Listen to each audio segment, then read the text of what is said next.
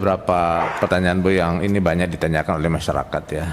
Pertama tentang penyaluran bansos di awal bulan Februari. Itu anggaran tahun 2023 atau anggaran 2024? Tadi mohon maaf Bu.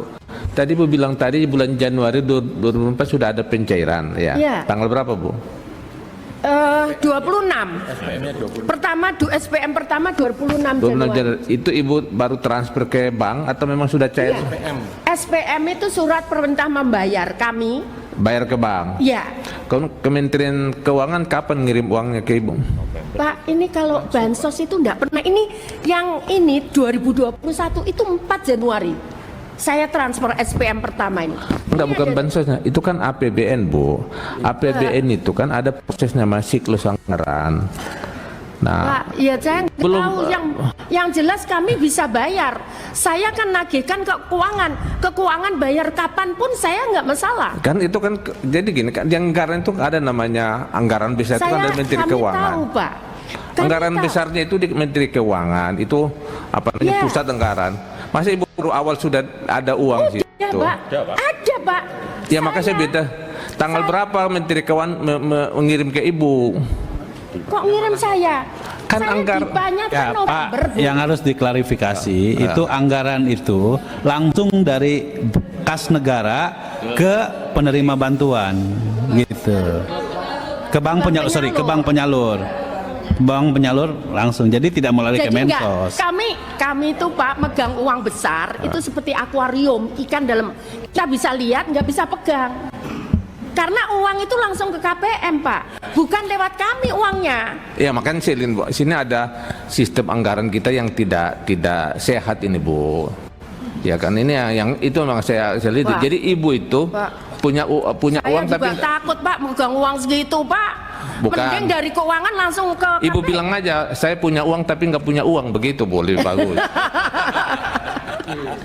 Ya memang kenyataannya begitu. Saya selalu ngomong sama teman-teman, kita ini lihat seperti akuarium, bisa dilihat, bisa dipegang. Kan uang itu kekuasaan. Kalau kita nggak megang uang nggak ada. Enggak, Jadi Pak. Ibu Enggak, punya Pak. anggaran itu. Enggak Pak, kekuasaan milik Tuhan. Izin Bu supaya apa yang Itu saya sih sampaikan aneh bukan kekuasaan milik Pak, Tuhan ya. Kita izin ketua. ke akhirat aja kita semua. Saya selesaikan. Kalau kekuasaan milik Tuhan semua kan di dunia itu kan Tuhan kasih juga kita Pak. kekuasaan. Iya. izin ketua supaya tidak salah penangkapan. Udah jelas tadi. Ya, enggak, saya mau Kementerian mengklarifikasi juga karena kan Oke. Ibu memastikan SPM Januari. Iya, mungkin SPM-nya Januari. Tapi sekali lagi saya punya data penyalurannya ke masyarakat itu ada Pak. Saya banyak leafletnya sejak 2021 supaya masyarakat bisa memahami sejauh mana peran Kemensos di 4 bulan terakhir akhir tahun 2022 dan awal tahun Februari di 2024, karena kami merasakan betul khususnya di DIY bagaimana bombardir bansos yang mengalir tiada henti. Belum habis yang satu, datang yang satu, belum habis yang kedua, datang yang ketiga. Walaupun saya sedikit mengetahui bahwa tidak semuanya itu dari Kemensos, tetapi saya kira forum ini bisa digunakan untuk menjelaskan bahwa apa yang dilakukan oleh Kemensos sungguh sesuai dengan aturan perundangan yang berlaku, termasuk di dalam tata kelola pengelolaan keuangan. Karena kita tahu November Desember sudah ada PKH, sudah ada BPNT, kita ada El Nino dari Kemensos. Kemudian Januari Februari yang dari Kemensos sudah keluar lagi yang namanya PKH dan sembako atau BPNT, walaupun singkatannya berubah Pak. BPNT itu bukan lagi bantuan pangan non tunai, tapi bantuan pangan ning tunai. Nah, kalau di Jawa kan BPNT itu bantuan pangan ning tunai, maka bahasanya sekarang menjadi sembako. Indonesia tanah air beta pusaka abadi nan jaya. Pengamat politik Rocky Gerung menjadi bintang tamu dalam program Rakyat Bersuara bertema menanti kejutan pengumuman KPU yang tayang di iNews Selasa 19 Maret 2023. Momen menarik terjadi saat Rocky menyinggung keadaan demokrasi Indonesia yang mengalami kemunduran. Mulainya, pembawa acara Rakyat Bersuara Aiman Wicaksono mengundang para bintang tamu acara yakni Effendi Ghazali, Immanuel Ebenezer, Roy Suryo, serta Haikal Hasan.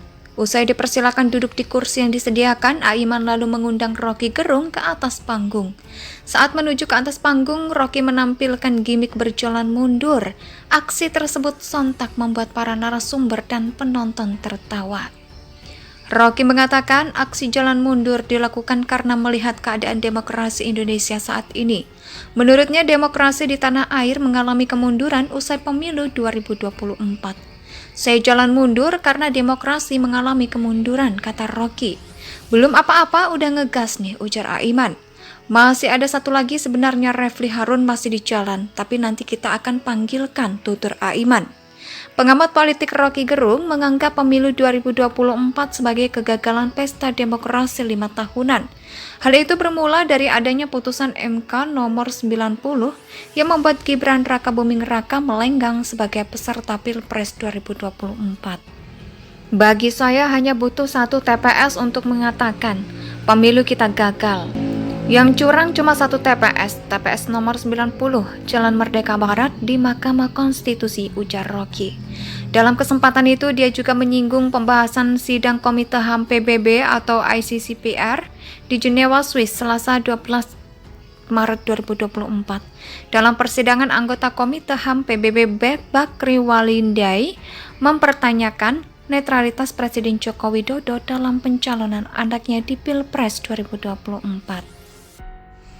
Pengamat politik Rocky Gerung menjadi bintang tamu dalam program Rakyat Bersuara bertema menanti kejutan pengumuman KPU yang tayang di iNews Selasa 19 Maret 2023. Momen menarik terjadi saat Rocky menyinggung keadaan demokrasi Indonesia yang mengalami kemunduran. Mulainya, pembawa acara Rakyat Bersuara Aiman Wicaksono mengundang para bintang tamu acara yakni Effendi Ghazali, Immanuel Ebenezer, Roy Suryo, serta Haikal Hasan. Usai dipersilakan duduk di kursi yang disediakan, Aiman lalu mengundang Rocky Gerung ke atas panggung. Saat menuju ke atas panggung, Rocky menampilkan gimik berjalan mundur. Aksi tersebut sontak membuat para narasumber dan penonton tertawa. Rocky mengatakan aksi jalan mundur dilakukan karena melihat keadaan demokrasi Indonesia saat ini. Menurutnya demokrasi di tanah air mengalami kemunduran usai pemilu 2024. Saya jalan mundur karena demokrasi mengalami kemunduran, kata Rocky. Belum apa-apa udah ngegas nih, ujar Aiman. Masih ada satu lagi. Indonesia sejak dulu kala tetap dipuja-puja bangsa.